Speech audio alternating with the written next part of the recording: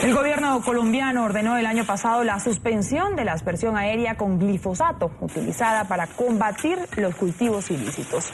El argumento: evitar los posibles efectos cancerígenos denunciados por la Organización Mundial de la Salud. Sin embargo, esta semana fue aprobado nuevamente su uso, y de manera terrestre. Es decir, ahora serían los erradicadores quienes tendrían una exposición más directa con el químico. Según informes realizados por la Oficina de Naciones Unidas contra la Droga y el Delito, este método es tan peligroso como ineficaz. Su impacto en la mortalidad de las plantas ilícitas sería solo del 20% al 30%. Sus dificultades logísticas van desde el costoso traslado a las zonas que se debe fumigar hasta el riesgo por la presencia de grupos terroristas como las FARC. Este es el glifosato, un herbicida que por años fue el principal enemigo de los cultivos de coca en Colombia. Sin embargo, también es un químico cuya utilización ha sido tema polémico luego de que la Organización Mundial de la Salud advirtiera que podría ser cancerígeno, por lo que el Consejo Nacional de Estupefacientes decidió hace un año suspender su aspersión aérea. Hoy el glifosato vuelve a ser tema de primer orden en las altas esferas de la política colombiana. La razón: el gobierno y el Consejo Nacional de Estupefacientes dieron su visto bueno para que los cultivos ilícitos vuelvan a ser fumigados con este herbicida, pero esta vez solo de forma terrestre. ¿Pero la modalidad de aspersión cambia en algo los posibles efectos nocivos del glifosato? Que la aspersión aérea sea más complicada que el uso manual sobre la matica, yo no sé, sigue siendo la misma sustancia. Para algunos sectores, la decisión es contradictoria, ya que hace un año el gobierno decidió suspender la aspersión aérea de este herbicida, pese a voces de rechazo que argumentaban que esta era la modalidad más efectiva para erradicar los cultivos de coca. Es absurdo, porque así no cumple el cometido de luchar contra los cultivos ilícitos. Ningún cultivo ilícito puede ser erradicado manualmente.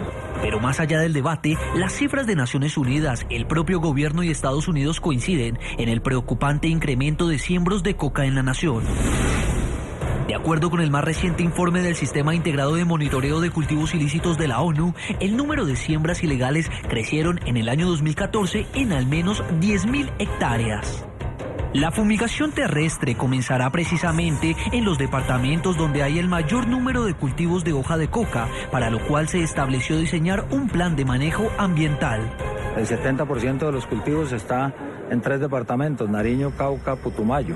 La embajadora de la Unión Europea en Colombia aseguró que respeta la decisión, pero recordó que esa sustancia podría afectar la salud.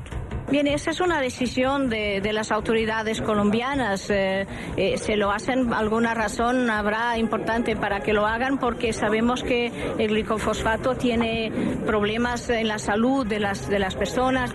Hay quienes van más allá, como el exasesor de política antinarcóticos del Ministerio de Defensa, Daniel Rico, quien advierte que fumigar de forma terrestre es la modalidad más ineficiente, costosa en vidas humanas y en términos económicos. En nuestro Centro Internacional de Noticias saludamos a esta hora a Daniel Rico, ex asesor de política antinarcóticos del Ministerio de Defensa de Colombia e investigador de la Fundación Ideas para la Paz. Señor Rico, un buen día. Gracias por estar con nosotros aquí en la mañana de NTN 24. Muy buenos días, Karen. Un gusto estar con ustedes. Señor Rico, ¿por qué, si como lo veíamos en el informe, este tipo de fumigación manual con glifosato ya fue descartada 2 veces? Estudios demuestran que el producto es altamente nocivo para la salud. ¿Por qué ahora se aprueba su uso, y además ya no solo de forma aérea, sino ahora solo de forma terrestre? Sí, es una política difícil de explicar, es un poco inconsistente con los postulados que el mismo gobierno nos ha expresado durante los últimos 6 años de lo que ha sido su agenda internacional en política de drogas, al hacer un llamado a la comunidad internacional de tener una política de drogas basada en los derechos humanos, basada en la protección de los individuos, y salirnos de la bicicleta estática de lo que ha sido la guerra con las drogas. Cuando vemos este tipo de decisiones, lo que no se entiende es por qué estamos mirando hacia atrás y no estamos mirando hacia adelante en lo que podría ser una estrategia mucho más integral, mucho más inteligente y sobre todo mucho más segura.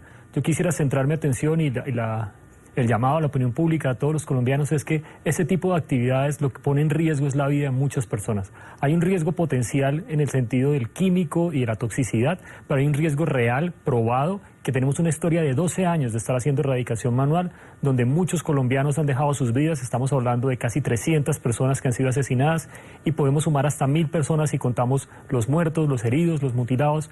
Esto no tiene ningún sentido. Sacrificar vidas humanas, ponerlos en la boca del lobo, exponernos a campos minados para erradicar unas cuantas hectáreas que finalmente a final de año siempre serán resembradas, porque la capacidad del Estado cuando hace solamente erradicación manual lo que nos demuestra es que no tiene sostenibilidad. Ahora, como usted dice, muchas personas coinciden, resulta más barato fumigar que generar quizás medidas integrales de sustitución de cultivos. Es más fácil pues echarle veneno a la tierra que llevar programas sociales a este tipo de zonas por parte del gobierno. Según estaba leyendo un artículo suyo, las cifras de la erradicación de estos cultivos ilícitos de forma manual en Colombia pues son bastante aterradoras. Estamos hablando de casi 300 personas fallecidas, más de 1000 heridas. Han generado pues amputaciones estas erradicaciones. ¿Qué tan coherente es aprobar este tipo de actividades en momentos, además, en los que el presidente Juan Manuel Santos está hablando a la comunidad internacional de hallar nuevos enfoques para abordar el tema de las drogas, el problema de las drogas? Sí, en Colombia tenemos experiencias positivas y yo lo que diría es que no tenemos que reinventarnos la rueda ni salir de manera agresiva a buscar un nuevo programa, a buscar una erradicación, algo como si fuera la solución efectiva o la solución mágica. Realmente lo que tenemos que mirar es nuestro pasado, en nuestra historia, y vamos a encontrar experiencias muy positivas en las que el país ha logrado reducir los cultivos ilícitos de manera sostenible en algunas regiones claves para el país. ¿Y cuáles son estas experiencias? Son precisamente cuando se han hecho una combinación de acciones, cuando hemos tenido programas de desarrollo integral, cuando hemos hecho construcción de vías, mejoramiento de hospitales, generación de proyectos productivos, y esto ha sido acompañado con un proceso de control territorial, policial, militar, y aquí tenemos muchas historias positivas. Entonces, lo que uno no entiende es de todas las herramientas que tiene el gobierno para tomar una decisión como esta, que tome la decisión que genera mayores riesgos para los seres humanos, para las personas.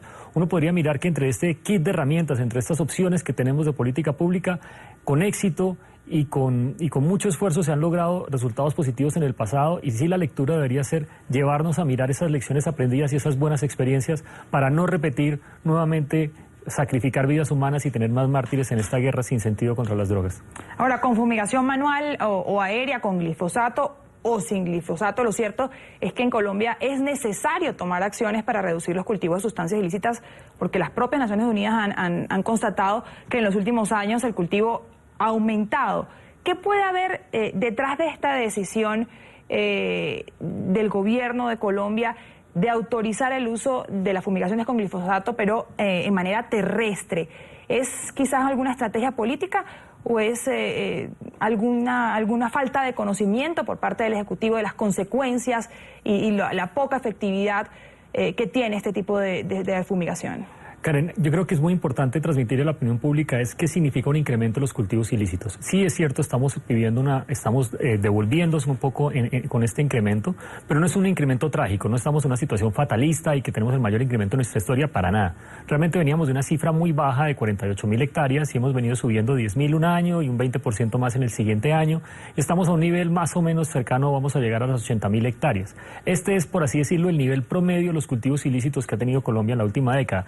Incluso un promedio inferior al que tuvo el gobierno anterior en materia de cultivos ilícitos. Entonces estábamos en un punto muy bajo y hemos empezado a regresar. Esto es como un síntoma de que debemos empezar a tomar decisiones. El problema está en sobre reaccionar y en una falta de coordinación en la agenda. Yo veo con mucho interés las declaraciones del ministro de Justicia de Colombia, recién posesionado, quien se declara en contra de esta práctica. Sin embargo, otra línea del propio gobierno, el Ministerio de Defensa, es el que propone, el que lidera. Entonces, esta falta de coherencia entre las dos agendas que tiene el gobierno nacional, una mucho más progresista y basada en los derechos humanos y otra mucho más represora, eso es lo que empieza a generar problemas y fracturas. Y como tú decías, las motivaciones políticas empiezan a fluir, las interpretaciones para explicar este contrasentido en el proceso. Y ahora, en medio de estas contradicciones que usted mismo indica ahí dentro del gabinete de gobierno, estas contradicciones o puntos de vista diferentes, usted como un ex asesor de política antinarcóticos del Ministerio de Defensa, ¿qué sería lo dable? ¿Qué sería lo recomendable? ¿Cuál sería la postura más eficiente? Ya que estamos hablando solo de ineficiencia, ¿cuál sería la más eficiente? Mira, hay que considerar muchos factores. El factor del presupuesto, del costo, de la sostenibilidad de este proceso. Y yo creo que en el año 2006 tuvimos una experiencia que fue muy importante en Colombia, que se llamó la zona de consolidación de la Macarena, que es una zona, para los que no habitan en Colombia, la zona de concentración de guerrillas, de mayor cantidad de cultivos ilícitos, una zona con muchas complicaciones y dificultades geográficas. Y allá se hizo un proceso de intervención, primero con control militar de área, después con control policial. Los policías estaban básicamente detrás de las personas que compraban la base de coca, detrás de los grandes narcos que estaban en la región, y el Estado vino acompañando esto con procesos muy importantes de inversión social, de construcción de carreteras, de proyectos productivos, y por así decirlo, este combo, esa integración de programas y políticas públicas fue muy efectivo, y tuvimos una reducción de 96 toneladas de cocaína que se dejaron de producir en 6 municipios. Esto, para ponerlo en contexto, 6 municipios en Colombia, ese programa efectivo generó una reducción del 15% del total de producción de cocaína en el mundo. Entonces, esa experiencia exitosa, ahí es donde debemos enfocarnos y empezar a replicar estos esquemas de coordinación. El problema nuevamente, y quisiera enfatizar en eso, Ruth, es pensar que una sola alternativa, una sola política, la aspersión, la erradicación manual o cualquiera de estas de manera aislada, puede generarnos soluciones de largo plazo, y esto no es así. Es realmente con el esfuerzo de muchas entidades, y por eso es tan importante la coordinación y la coherencia en el discurso dentro de todo el Gabinete Nacional, el que nos permite realmente empezar a mejorar las condiciones de las personas que habitan estos territorios y avanzar en los principios de seguridad y paz que este gobierno se ha comprometido con los ciudadanos.